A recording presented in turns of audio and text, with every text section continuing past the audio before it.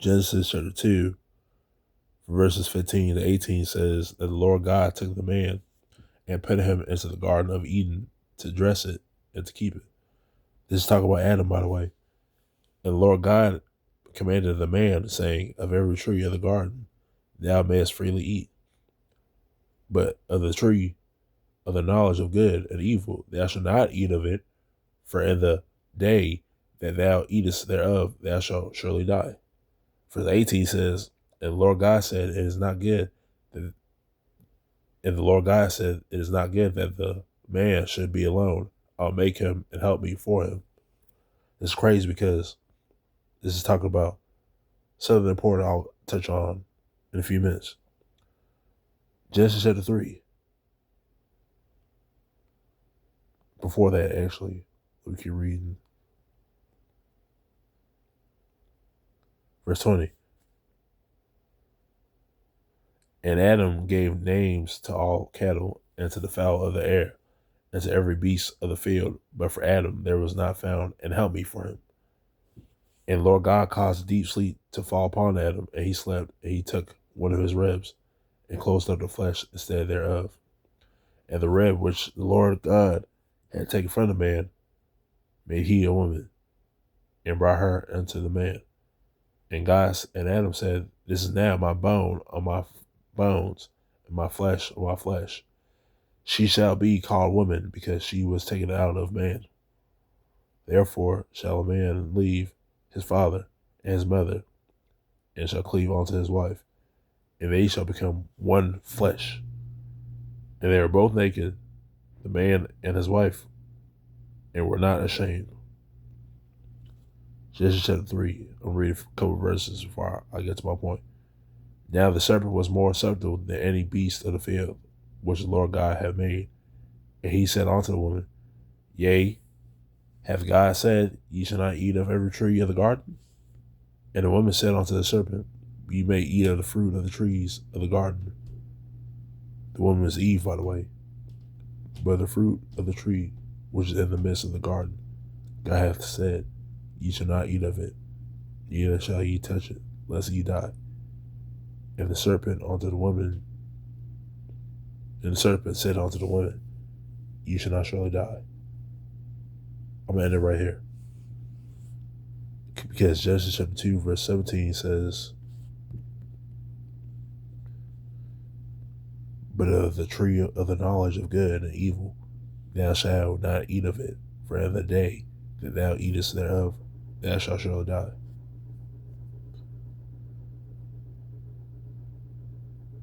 The thing is, I read the majority of Genesis chapter 2. The thing is, God blessed Adam with a spouse to help him watch over the cattle, watch over the garden, to make sure everything was in order. But the thing is, Eve was deceived by the serpent.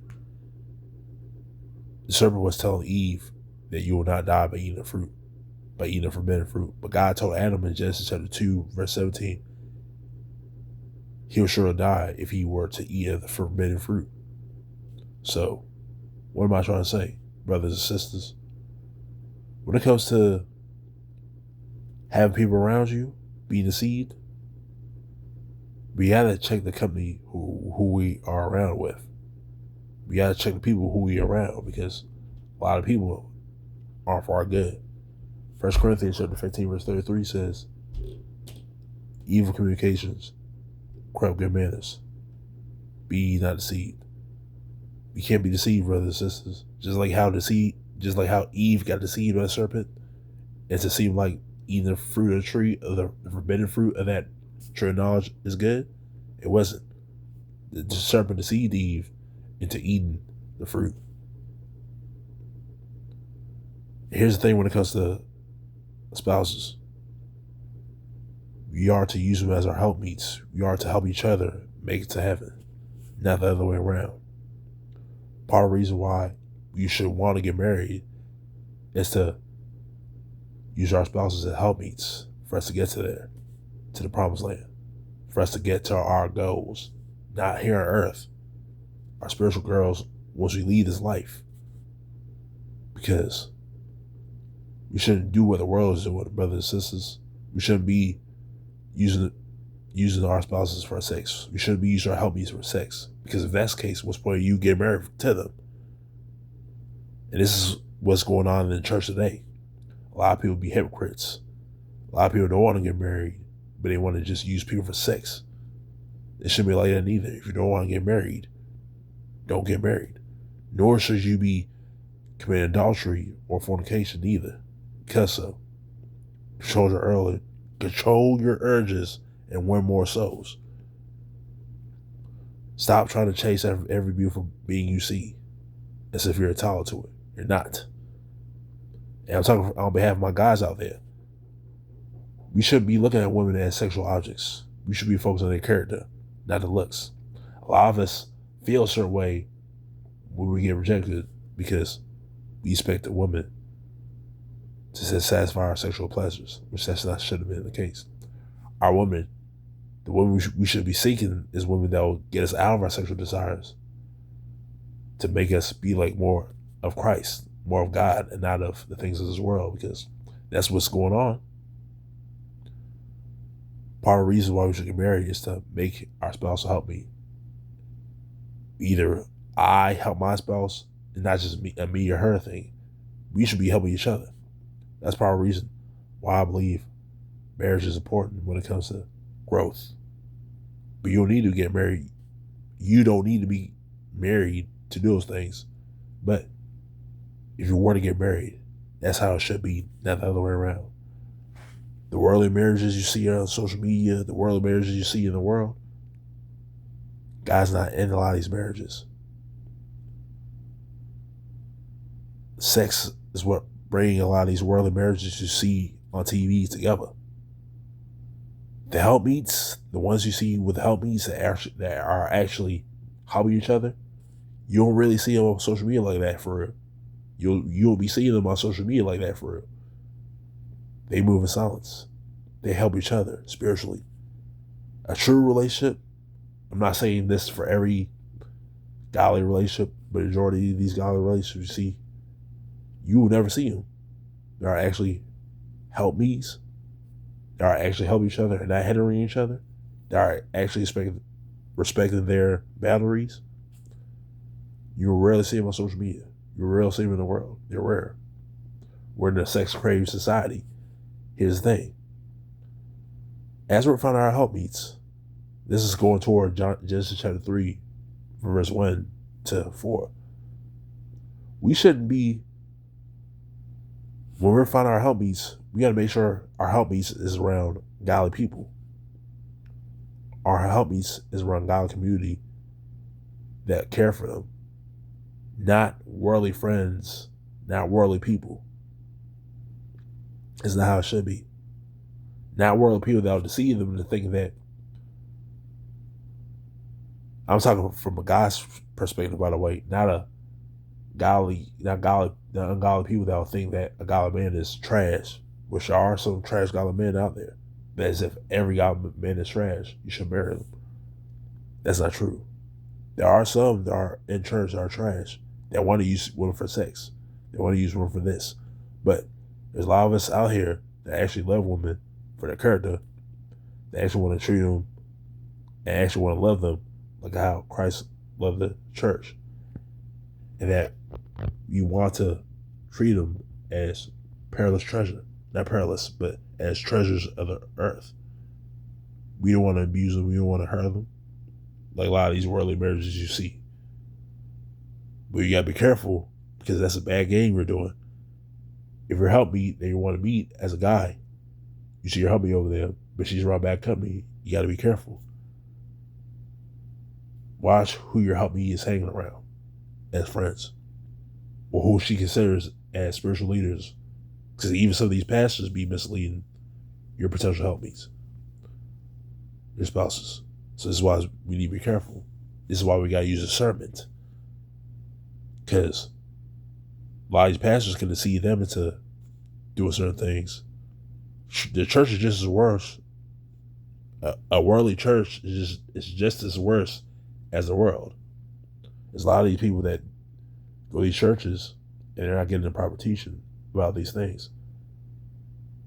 They're not getting the proper teachings about who they should be married, whether they should be looking for a guy or a woman. And for you women that's looking for guys, make sure they're not using you for your body or for sex. Make sure they're not around. They're not living lukewarm. While you're thinking they're living godly all day, they're over here making jokes, flirtatious jokes at work. We're not around. I see it happen every day. This stuff goes on at my job every day. People who's supposed to be married, who's actually ministers, flirting, talking like the world, doing things of the world. You would think they aren't really living for the Lord. They are not living for the Lord like they say they are. And they're a minister, which is just as worse. Which means that God's going to judge them even harsher than the ones that aren't. That should tell you something. So this is why we need to be careful. Discernment is important. We got to make sure we're not deceived either. This is why we got to say to show ourselves approved unto God, like I made my last video. They actually know what a helpmeet is. A helpmeet is to be used as a sexual object. A helpmeet is to be used as somebody who will help you grow into the man or woman God has called you to be, not the other way around. Nor should we have anybody that's a serpent, just like how Eve let a serpent deceive her. Like it talks about in Genesis chapter 1, Genesis chapter 3, for verses 1 to 4. We can't let a serpent in our life deceive us into thinking that living for the Lord is wrong. Living for the Lord is stupid. It's not. Just like how the serpent was questioning Eve, talking about, did God really say this? Even when it comes to our potential helpmeets.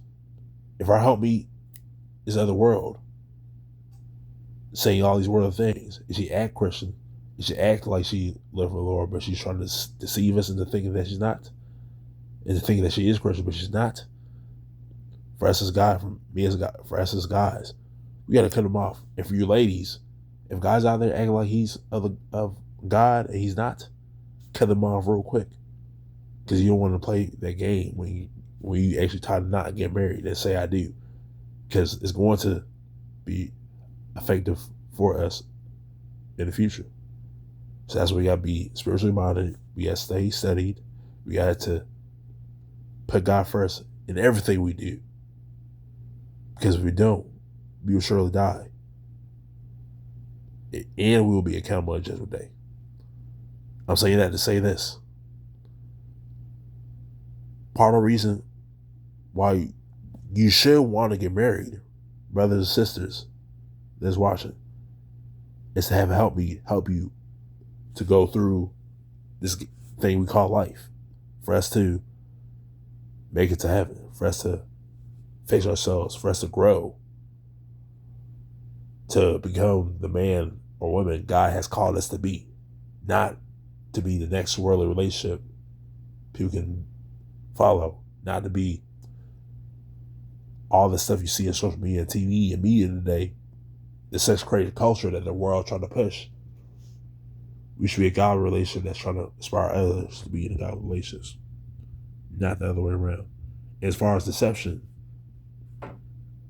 we got to study for ourselves. Watch who we hang around. Watch who we have our ear to, especially in the church. So your ministers in the church is just as worse as people in the world. This is why it's important to have this discernment. Don't follow what the world's doing. Follow Christ. God bless.